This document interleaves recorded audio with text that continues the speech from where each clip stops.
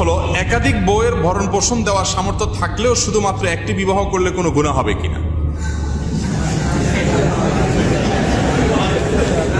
জটিল প্রশ্ন। বউ একাধিক চালানোর ক্ষমতা আছে, কিন্তু করছে বিয়ে কয়টা, এটা গুনাহ হবে কিনা। এই প্রশ্ন যদি বাসায় জানতে পারে যে কে করছে,